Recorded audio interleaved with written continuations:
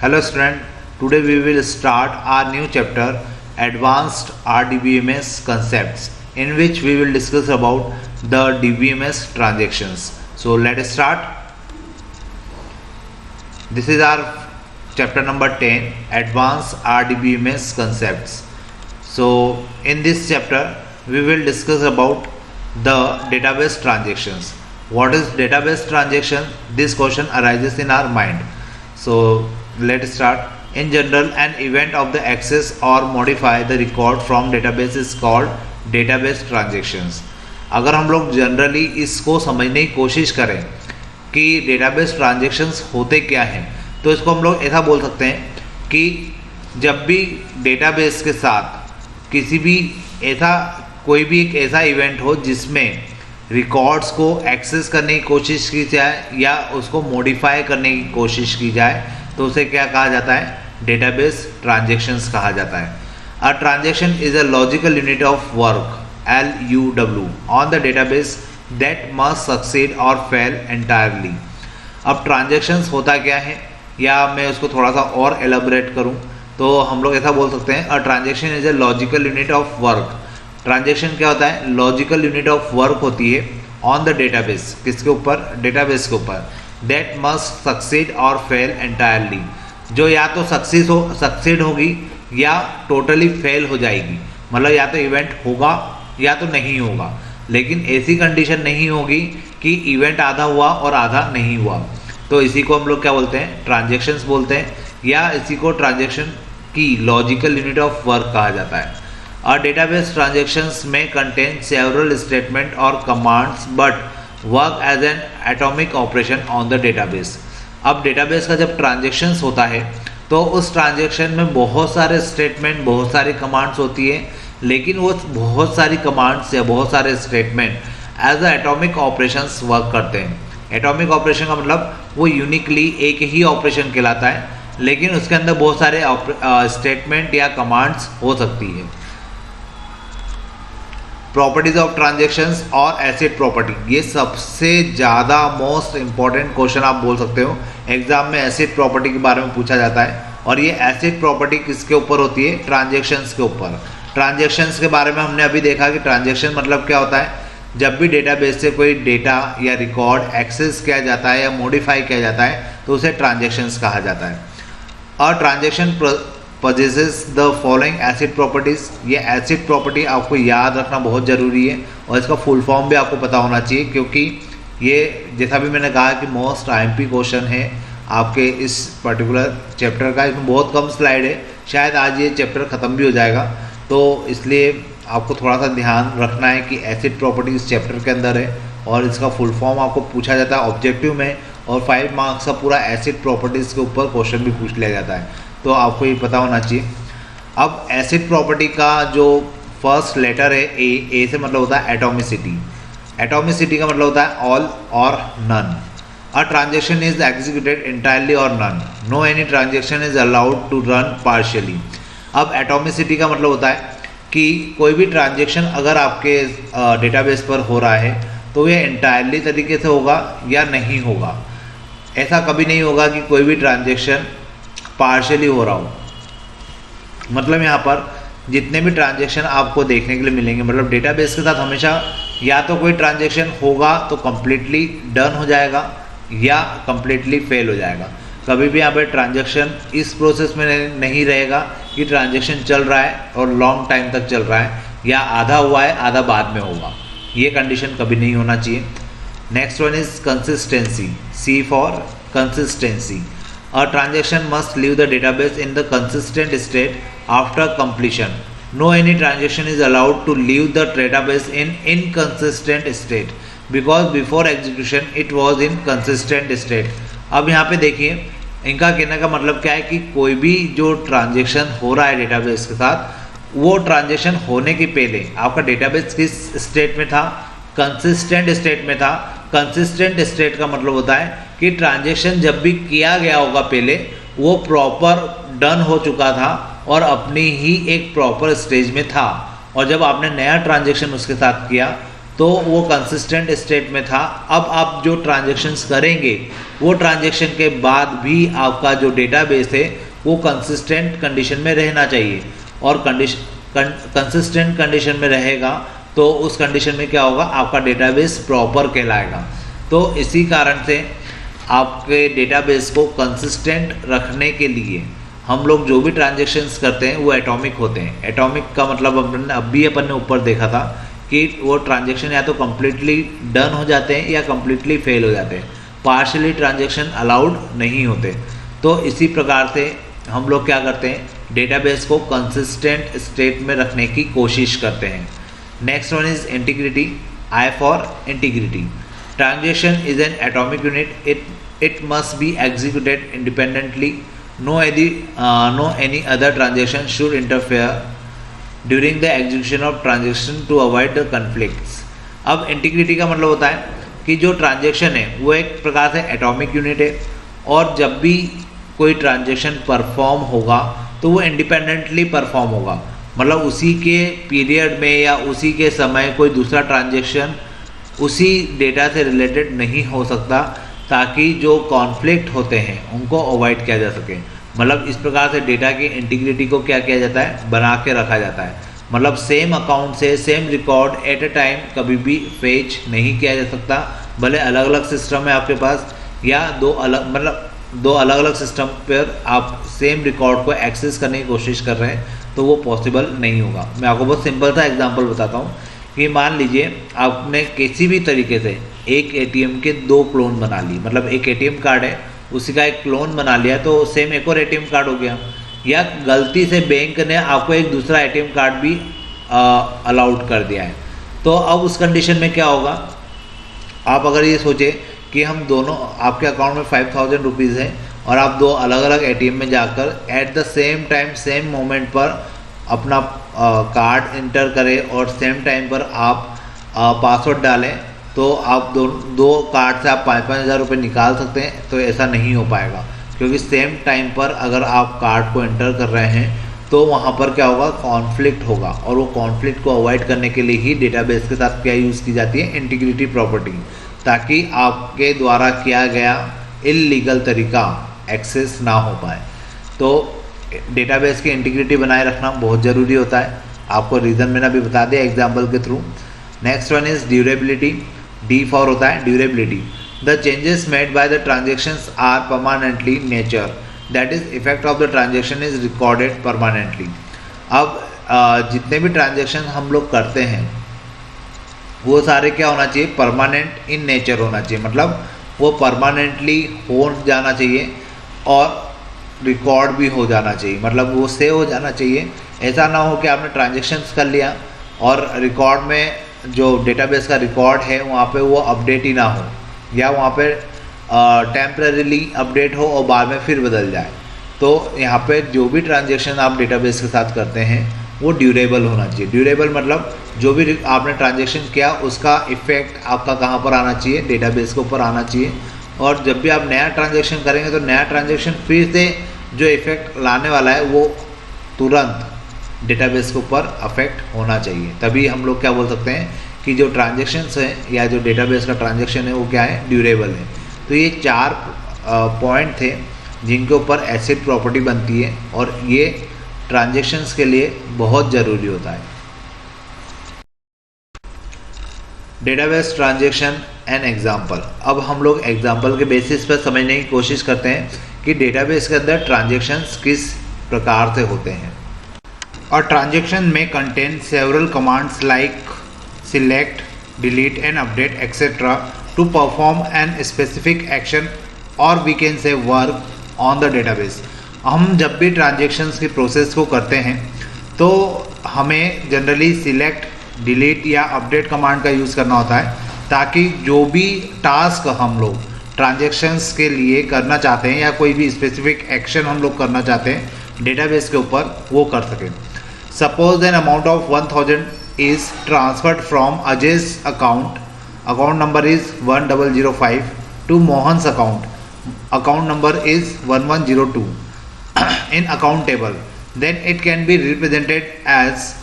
अब देखिए यहाँ पे एक एग्जांपल दिया हुआ है, यहाँ पे जो एग्जांपल लिया है उसमें हमने दो एलिमेंट लिए हैं, एक अजय और एक मोहन। अजय को 1000 रुपीज़ ट्रांसफ़र करना है और उसका अकाउंट नंबर है 1005। और किसके अकाउंट में उसको ट्रांसफ़र करना है? मोहन्स के अकाउंट में, जिसका अकाउंट नंबर है 1102। तो अब उसके लिए हमें अगर क्वेरी लिखना है या ट्रांजेक्शन्स की प्रोसेस को परफॉर्म करना है तो हमें क्या करना होगा? MySQL या तो ये तो जो है यहाँ पे जो MySQL लिखा हुआ है, ये चीज़ें तो आपको बाय डिफ़ॉल्ट जो एडिटर है उसमें लिखी हुई मिलेगी। आपको यहाँ लिखना होगा स्टार्ट ट्रांजेक्शन्स, ये कमांड है। अब हम ट्रांजेक्शन स्टार्ट कर रहे हैं, अब उसमें हम लोग क्या करेंगे? अकाउंट को अपडेट करेंगे और उसको अपडेट करके उसमें सेट करेंगे। क्या सेट करेंगे? बैलेंस को, क्योंकि जो अजय है उसके अकाउंट से 1000 रुपीज़ निकलना है, मतलब माइनस होना है। तो यहाँ पर जो बैलेंस है is equal to balance minus 1000, मतलब जो बैलेंस पहले एग्जिस्ट करता था उसमें 1000 रुपीज़ माइनस हो जाएंगे और जो अपडेटेड बैलेंस होगा वो यहाँ पे आके सेव हो जाएगा। और जब वो यहाँ पर आके सेव हो जाएगा तो इस प्रकार से क्या होगा कि अजय के अकाउंट से क्या होगा? 1000 रुपीज़ माइनस हो जाएंगे। लेकिन कौन सा अकाउंट अफेक्ट होना चाहिए? 1005। इसलिए हमने वेयर में कंडीशन दे दी कि अकाउंट नंबर इज़ 1005। तो जिस भी अकाउंट का नंबर 1005 होगा उसके बैलेंस में से 1000 रुपीज़ क्या हो जाएंगे? माइनस हो जाएंगे और बैलेंस नया अपडेट हो जाएगा। वैसे ही MySQL फिर अपडेट अकाउंट सेट बैलेंस। अब यहाँ पर क्या होगा? जो मोहन है उसके अकाउंट में क्या होगा? 1000 रुपीज़ बढ़ जाएंगे। तो यहाँ पर भी अकाउंट क्या होगा? अपडेट होगा और उसमें जो बैलेंस है वो सेट होगा। कैसे सेट होगा? जो पुराना एग्जिस्टिंग बैलेंस है उसमें 1000 रुपीज़ क्या हो जाएंगे? ऐड हो जाएंगे और नया बैलेंस अपडेट होके कहाँ पे आ जाएगा? बैलेंस नाम के वेरिएबल के अंदर ही सेव हो जाएगा। अब ये कहाँ पर होगी पूरी process? Where account number is 1102, जहाँ पर अकाउंट नंबर क्या हो? 1102 हो। तो इस प्रकार से यहाँ पे भी हमने कंडीशन लगा दी और लास्ट में हमने लिख दिया कमिट। तो कमिट कमांड क्या करती है? डेटा को सेव कर देती है। ट्रांजेक्शन्स जब भी करते हैं या डेटाबेस के अंदर जब भी अपडेशन वगैरह करते हैं हम लोग तो कमिट कमांड का यूज़ करते हैं। कमिट कमांड क्या करती है कि जितना भी ट्रांजेक्शन आपने किया है या जो भी उसमें चेंजेस आपने किए हैं वो फाइनली सेव हो जाए। तो यहाँ पर हम लोग किसका यूज़ करते हैं? कमिट कमांड का। तो इस प्रकार से हमने क्या किया? अजय के अकाउंट से क्या किया? 1000 रुपीज़ माइनस किए और किसके अकाउंट में बढ़ा दिए? जो मोहन का अकाउंट था उसमें 1000 रुपीज़ को बढ़ा दिया और फिर फाइनली अकाउंट को हमने क्या कर दिया? सेव कर दिया। तो दोनों के अकाउंट के जो बैलेंस है उसमें चेंजेस आ जाएगा और वो अपडेट होकर जो फाइनल अकाउंट होंगे या फाइनल उनका बैलेंस होगा वो आपको शो होने लगेगा। तो इस प्रकार से क्या होता है? ट्रांजेक्शन्स हुआ। हमने यहाँ पे कौन सी कमांड यूज़ की? एक तो अपडेट कमांड, ठीक है, और कमिट कमांड। मेन चीज़ें तो यही थी। अपडेट के साथ हमेशा सेट आएगा क्योंकि आपको उसमें सेट करना होगा वैल्यू को। तो इस कारण से हम लोग यहाँ पे क्या करते हैं? सेट कमांड, अपडेट कमांड का यूज़ करते हैं और उसी का जो हम लोग ऐसा बोल सकते हैं कि अपडेट का ही पार्ट होता है सेट। तो उसको भी हमें यूज़ करना होता है। अब नेक्स्ट स्लाइड पे चलते हैं अपन। Transactions control statement in MySQL। MySQL के अंदर ट्रांजेक्शन्स कंट्रोल कौन कौन से होते हैं? तो देखिए वन बाय वन अभी अपन ने जो एग्जांपल देखा था उसको देखकर भी आपको काफ़ी कुछ नया कुछ लगा होगा। वही सारी कमांड यहाँ पे एक्सप्लेन की हुई है कि किस प्रकार की कमांड हमें पढ़ने को मिलेगी। सबसे पहले अपन ने वहाँ पे लिखा था स्टार्ट ट्रांजेक्शन्स। तो ये क्या करता है? Represent the start of the transaction. इसका काम क्या होता है? ट्रांजेक्शन को स्टार्ट करना। फिर कमिट, हमने सबसे लास्ट कमांड देखी थी commit. Represent the end of the transaction, it saves all the changes on the database permanently. ये कमिट कमांड क्या करती है? परमिट कमांड आपके डेटाबेस के ट्रांजेक्शन्स को, जितने भी ट्रांजेक्शन्स हुए हैं उनको सेव कर देती है और ये बताती है कि यहाँ पे ट्रांजेक्शन खत्म हो गया है। Next one is save point. Save point के साथ आपको साथ में उसका नाम देना होता है कि किस पर्टिकुलर जगह पर आपको सेव पॉइंट लगाना है। It create a flag or mark during the execution of transaction which can be used to cancel the transaction partially if required. Save point क्या होता है?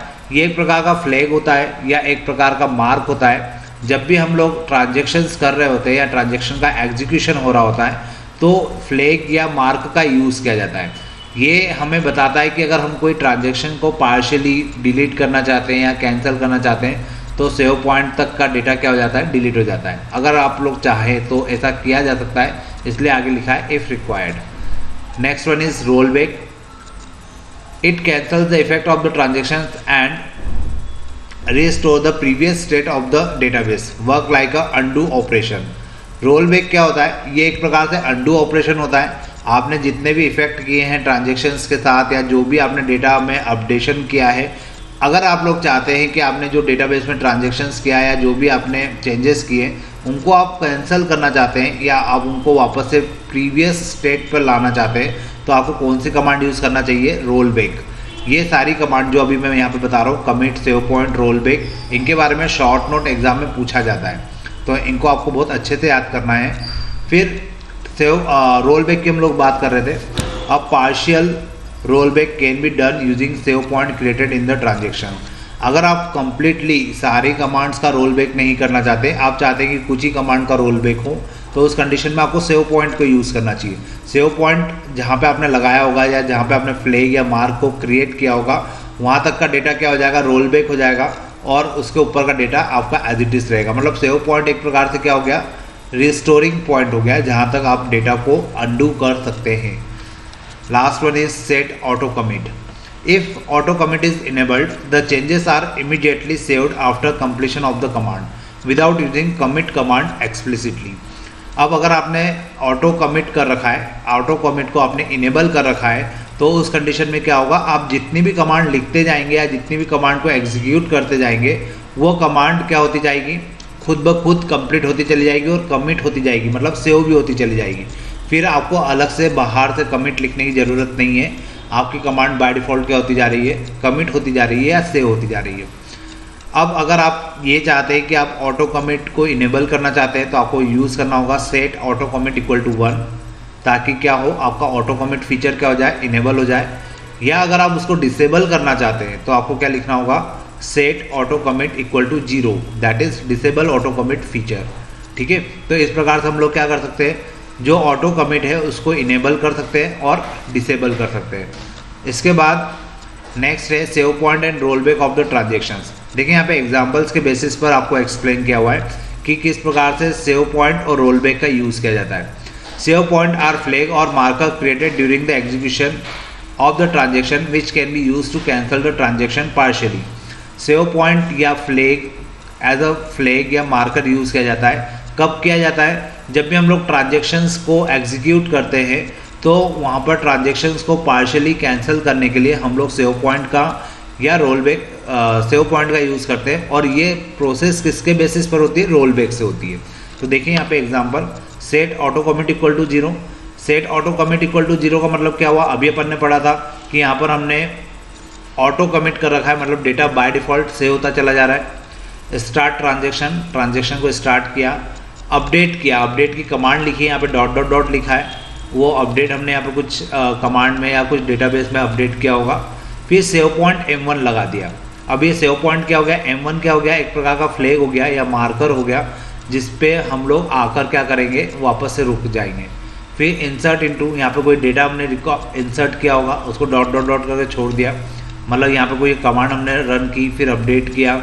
अब ये 2-3 कमांड लिखने के बाद हमें याद आया कि नहीं, ये सब हटाना है हमें, ये जो रेड कलर में आप देख पा रहे हैं, ये सब मुझे डिलीट करना है, सब कैंसिल करना है।